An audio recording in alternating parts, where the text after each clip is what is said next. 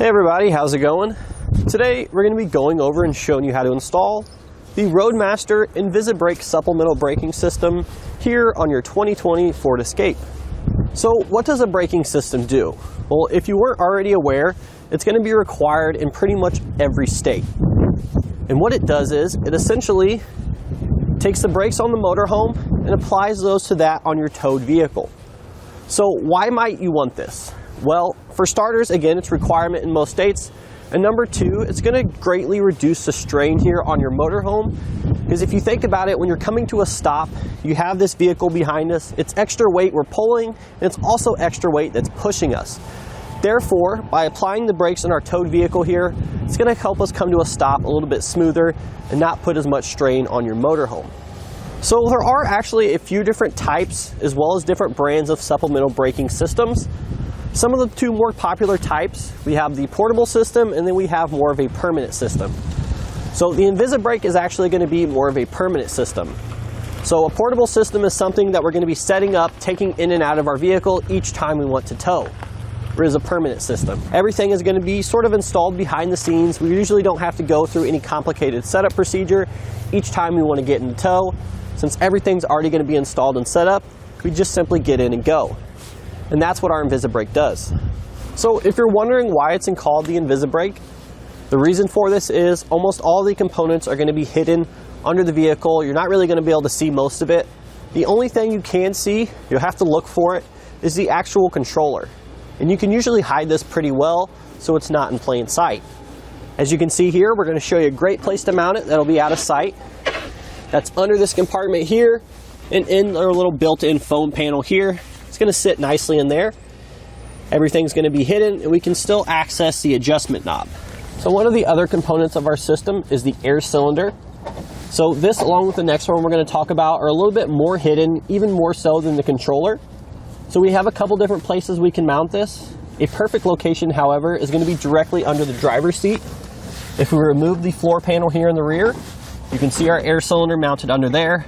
It's going to be directly under the driver's seat, so we don't have to worry about any passengers behind, reducing their legroom. It's also going to be out of sight, therefore out of mind. And the last component to our system here, we have the pulley, which attaches to the brake pedal arm with these little brackets.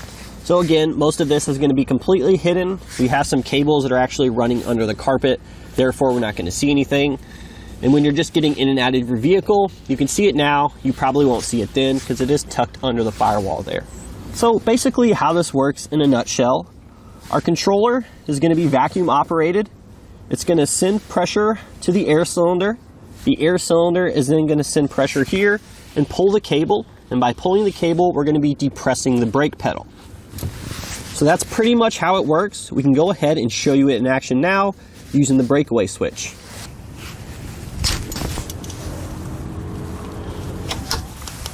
So obviously we don't need to pull the breakaway switch in order to activate the system. It will work like that. However, we're just sort of using that for demonstration purposes. So in regards to installation, most of it I will say is pretty simple and straightforward. The only part that could give you a little bit of headache is actually mounting the anchor point to the firewall and attaching it to the brake pedal arm. I would honestly say that's the part I struggled with most. You are going to want to pick up an additional bracket. We can go over that a little bit more in depth on why you need that. But aside from that, the kit comes with everything you need, and most of it's fairly straightforward.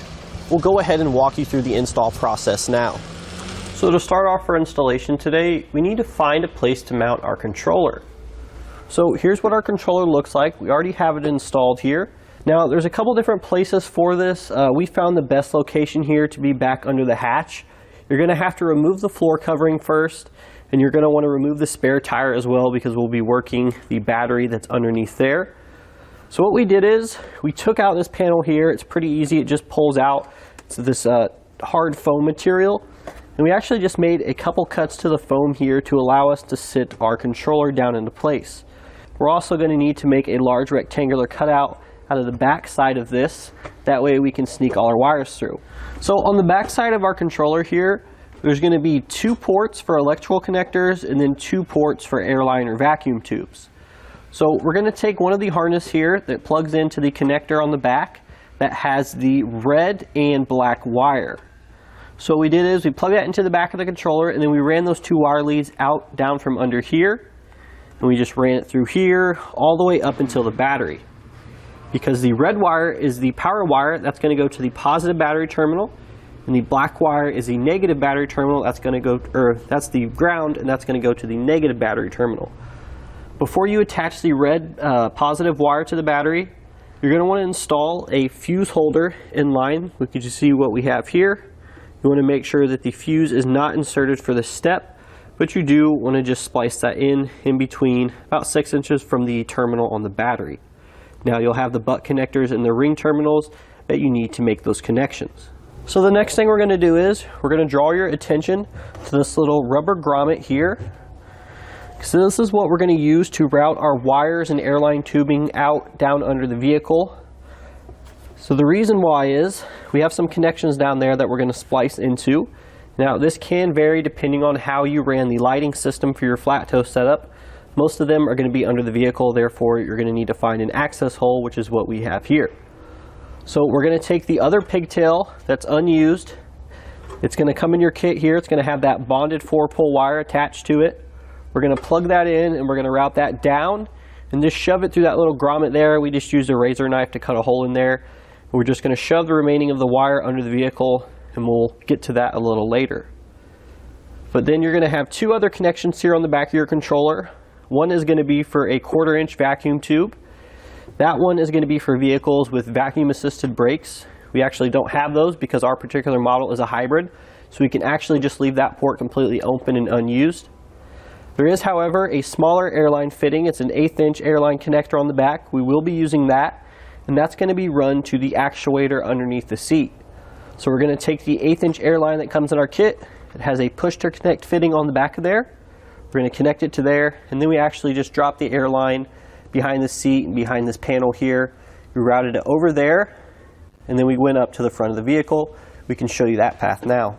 So you're going to remove this little trim panel here. It just simply pries straight up, and then we snuck the airline tubing behind these plastic panels underneath the carpet. We have it ran all the way up here, right to where the driver's seat is. So here you can see we have our airline. We have it ran all the way up to the driver's seat here. And what we're going to do right now is we're just going to bundle it up here. We're going to sit it in the driver's seat, and then we'll get back to that a little later. So now we came back to the hatch here, because we're going to go underneath the vehicle and we're going to show you where we made the connections for our bonded 4-pole that tie into the lighting. So we're underneath the vehicle now. Now it's kind of hard to show you exactly where that grommet comes out at, but if you locate this panel here with this heat shield, we have this little fabric as well, it's going to be directly above that. So what I did is, once I threw the 4-pole through there, I went ahead and reached over here and I grabbed it, and you can see now the 4-pole. So the route we're going to take from here is largely going to vary depending on how we ran the wires for our diode system or our taillight lighting, assuming you use diodes. So ours we tied up a little bit towards the front because we have a little bit more room up there. So what I did is I just basically took that bonded 4-pole wire and I just zip tied it to some existing lines here around the gas tank. You can see now we have a little bit better view of that bonded 4-pole. So now we're just following this wire all the way up towards the front of the vehicle. And at this point here is where I chose to intersect with the wires from our tail lights. So again, this is going to vary a little bit depending on how you have your wires ran, but it doesn't matter what point we tie into them, but we're simply just going to be tying into the wires that go to our tail lights color for color. So we actually did install a Roadmaster diode wiring kit on this particular vehicle. So if you need more clarification on those steps to how we ran the wires, be sure to check out that video. Furthermore, if the taillight lighting system you're using doesn't have any diodes that stop backfeeding of electricity between the vehicle and the motorhome, you will need to install those. There's going to be a few of them that come in your kit here. You're just going to simply install those in line with our taillight wires. So to finish up our installation back in the hatch here, we're going to have another wire that's going to be pigtailed off the power wires that we ran. It's going to come off the pigtail that we attached to the back of the controller, and that's going to be for the breakaway switch. We're going to run that wire down through that grommet that we ran our bonded 4-pole through just a little bit ago. So we're going to run that wire down there, and then we're actually going to run it up to the front of the vehicle. So we have our breakaway switch wire routed to the front of the vehicle here. We just simply use the same path we did earlier, not in this video, but in another video where we ran the lights for our diodes. So we just followed that wires all the way up to the front of the vehicle, and then we have our breakaway switch mounted. So you can see we have some extra wire here. We had plenty left over, so we went ahead and tied them up. But in order to attach the breakaway switch, you have a couple different options.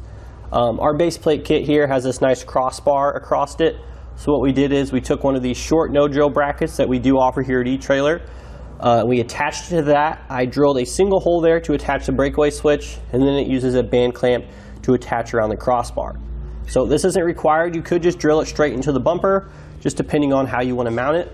But we found the best method would be to attach it straight to that no-drill bracket and then clamp that onto our crossbar. So the last leg of our installation, we need to go ahead and mount the anchor point here, which attaches to our brake pedal. So when we apply power to the actuator, it's going to pull on this cable here, which is then in turn going to depress our brake pedal. So what we're going to need to do to install it on this particular vehicle, we've already done the hard work for you. So the steel up here is too thick to drill directly into. So what you need is an adapter bracket made specifically for this braking system in this pulley here. It's this black bracket we have here, and we do sell this here at eTrailer. So if you're going to follow along for these next couple steps, you're going to need this bracket. But once we have the bracket, we're going to have 4 screws which will attach to the back side of the firewall here with these self-tapping screws. We'll attach the plate there, and then we can go ahead and attach our pulley system to that. Now you may want to go ahead and get the pulley system installed on the bracket first, and then use the self-tapping screws to secure it.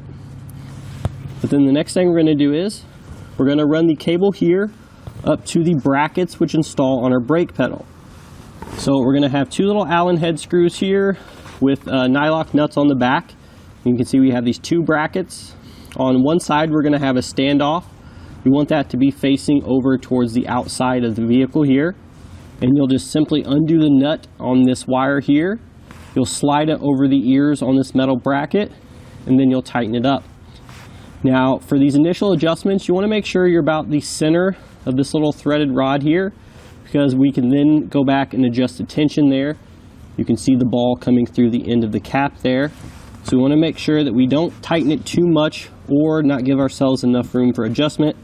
So by setting the nuts here in the center of this little threaded rod, that's going to give us the perfect opportunity to go back and adjust it. So keep in mind, you're going to need to make cuts to this little foam or fabric underneath our carpet here. You're also obviously going to have to peel back the carpet as well. So you can see here, normally this would all be covered by these little foam panels.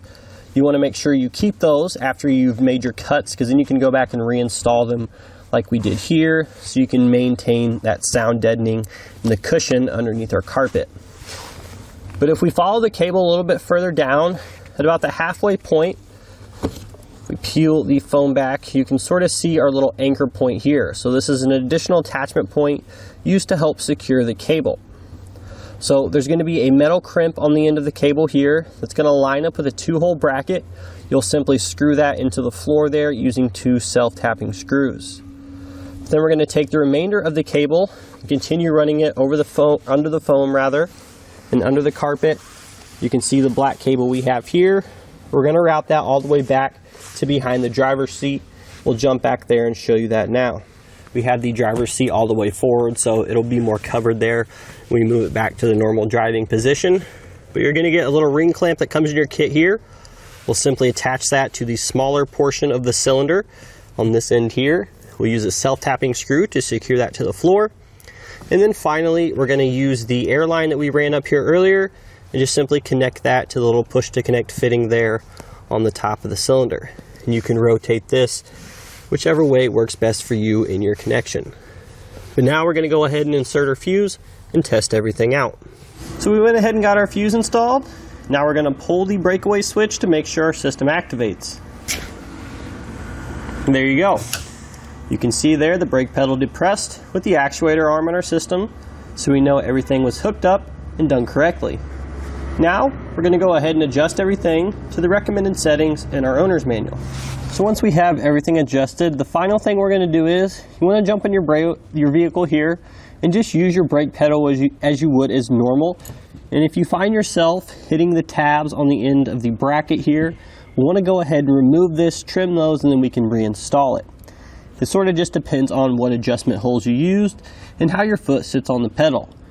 Now, I found myself hitting these little tabs a little bit, so we're going to go ahead and trim them down per the instructions. So now that we've finished up the installation in our towed vehicle, it's time to head over to our towing vehicle to install one final component. That component is going to be the monitor light, which lets us know when the brakes in our towed vehicle are being applied.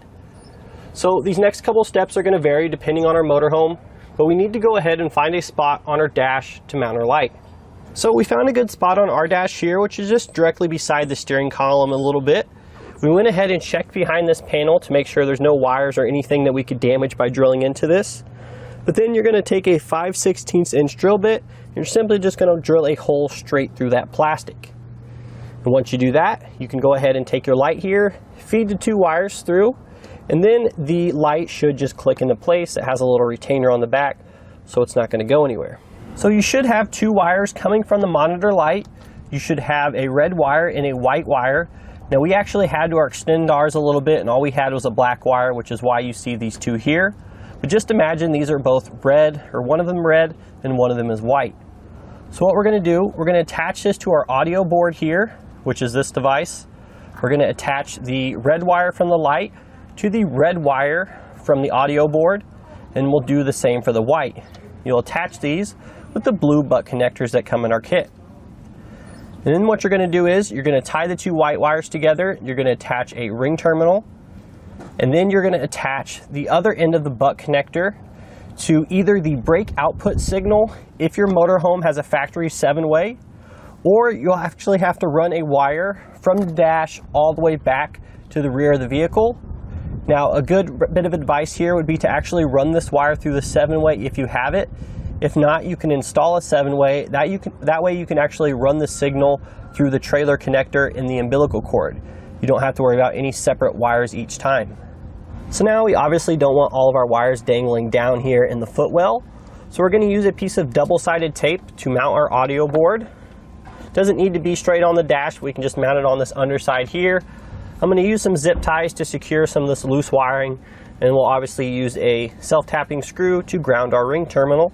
And that's going to do it today for our look and installation of the Roadmaster InvisiBrake supplemental braking system here on your 2020 Ford Escape.